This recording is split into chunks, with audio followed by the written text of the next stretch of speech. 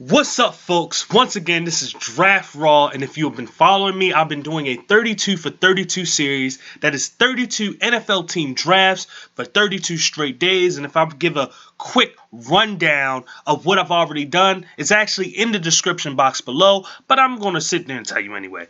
I've already done the North teams of the NFC and the AFC. Then I went to the East teams of the NFC and AFC. Then I went to the West teams of the NFC and AFC. And right now, and as you can tell by this video, I am in the South, and I'm doing the NFC South first. I've already done the New Orleans Saints. And in this video, like I said from the title, this is going to be the Atlanta Falcons. So without further ado, let's just get straight into it. With the very first pick, the Atlanta Falcons decided to draft cornerback from Clemson, A.J. Terrell. Now, if I just look at my notes and, tell you what I thought of him, he was a long press corner, pretty solid tackler. But one of his things that he needed to do was improve play on the ball. I felt as though, whether it was a man or zone, he was just a regular straight-up press type of corner. Whether you want to put him in a cover 2 type of scheme or, like the Seahawks cover 3 type of scheme, that's what type of player he can be, and that's what he can do. In man-to-man coverage, he has the hips and he has the feet to be able to stick with guys man-to-man and be very, very close, create zero separation. And like I said, he was a pretty solid tackler and all in all, but like I said, the biggest problem was he needs to improve his play on the ball. A lot of times, the ball will be in the air and he wouldn't look back for it. He would try to knock the ball out of the receiver's hand after the fact. And that's something that, when you get to the NFL, you need to get better at doing. One of the main things that he should get better at as he gets to the NFL is, like I said, improve that play on the ball. Improve that play on the ball and definitely be able to get more interceptions and become a bigger playmaker, especially for the Atlanta Falcons. With the very second pick within their draft, they decided to select Marlon Davidson. Now, Davidson is an interesting prospect. And why he's one of the more interesting prospects, especially who the Falcons drafted, is because he reminded me of a player that the Falcons ended up basically kind of acquiring after his time spent with another team. And that's Marlon Davidson, defensive end / defensive tackle from Auburn. And the reason why it's interesting is because he reminds me of Courtney Upshaw. And if everybody know who Courtney Upshaw is, he was an outside linebacker that played for the Baltimore Ravens. And he got a guy in college that, he got a pretty good amount of sacks. He showed ability to be a pretty darn solid pass rusher. But one of the biggest things is that once he got to the NFL, it wasn't as smooth. Now, I do think that Marlon Davidson is I think he's a more athletic version of Courtney Upshaw, but it's a situation where his career could turn out being the exact same way that Courtney's was. They're very, very similar, kind of polarizing, very, very similar prospects, especially because they're big guys that can kind of play the edge because they have a little bit of athleticism to do it. I wouldn't put them in coverage, which Courtney wasn't good at, but they're guys that, in Courtney Upshaw's case, he's moved to the inside when he went to the Falcons, and that's what Marlon Davidson can actually bring. He can probably be a strong side edge guy, just like what Courtney was in a way, even though it was in a 3-4 scheme. But he can move to the inside and be a defensive tackle for a 4-3 scheme. So it's one of those situations where it's kind of hard to really, really guess, because I would want to say that, yeah, he's going to be really, really good in this league, but, it's a little touch and go. Like I said, their stats are pretty darn similar. While I was looking at my phone to see what the stats was for Courtney. His last 2 years at Alabama, he had 7 and 9.5 sacks respectively. If you look at Marlon Davidson, and like I said, I don't want to look at stats to be the end-all be-all of what a player is going to be. But I look at Marlon Davidson's stats.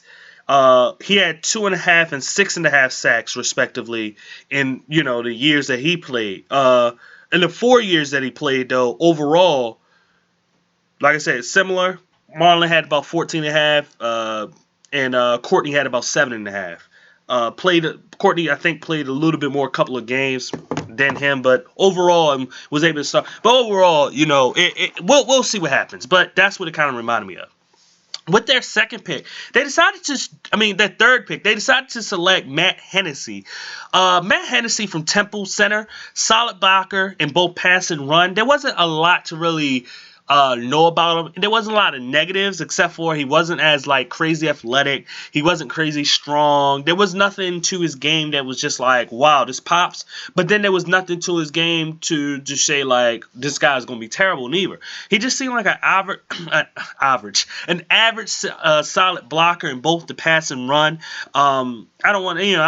I don't have to try to get into all the details of, his knee bend and all that type of stuff. I just know that what I saw from him was he was just a really solid blocker. And they're playing at Temple. It's a small school, but they do play a lot of Power 5 schools as well. So it's not something where, I'm seeing a small school guy playing at a small school. I'm seeing him playing against actual good competition, and he's holding his own against him. So, it's a solid pick for the Atlanta Falcons to get a center like that. Then with their fourth pick in the fourth round, they decided to select Michael Walker, linebacker / defensive end from Fresno State. He played defensive end the year before, and then this past year he played linebacker. And not really defensive end the year before. He was more just an edge guy, straight up. But he's a versatile, aggressive player, tackling machine. Not sure about his cover skills, because whether it was linebacker or the edge position, I didn't see him drop back in coverage much, so I don't know about it. And he plays better towards the line of scrimmage. That's what I do know. That's at least what they showed Fresno State kind of had him do. So we'll see about him. I wouldn't call him a typical edge guy. He's definitely a guy that would play more of a in a 3-4, I guess you could put him as an edge outside linebacker. But in the 4-3, he's your outside linebacker that can probably put his hand in the dirt sometimes, or just blitz and just be able to be fast and use the speed to be able to make plays. Very solid player, but it was nothing really special besides, like I said, the versatility was great, and a tackling machine that he was, and his aggressiveness to play the game. So. With the very next pick, with their fifth pick, they decided in the fourth round to select Jalen Hawkins, safety Cal. Versatile safety with limitation in coverage. He was an okay tackler. He kind of torpedoed his way a couple of times. When you saw him in coverage, the range, even in a cover 2 scheme where you only have to cover half the field, he just did not have it. He just didn't do it. Like I said, he's an okay player. He needs to get better at showing his range. And maybe it's, like I said, it's the limitations that he have as a coverage guy. But overall, he's an okay safety. I don't think he's great, but he's a fourth round guy. Maybe they picked him up for special teams purposes. I don't think they kind of picked him up to be later on to be a safety or starting safety for them. It's a situation where I think that he's just a traditional average backup type of guy because of the limitations that he does have. But he does bring an ability to be a fast guy and be a tackling type of guy. So it is what it is. And with the very last pick, they selected a punter. I don't really give a crap what his name is. I don't study punters. Who gives a crap?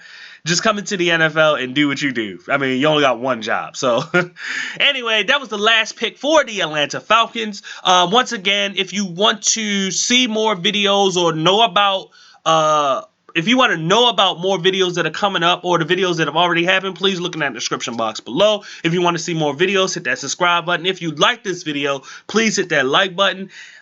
Please share.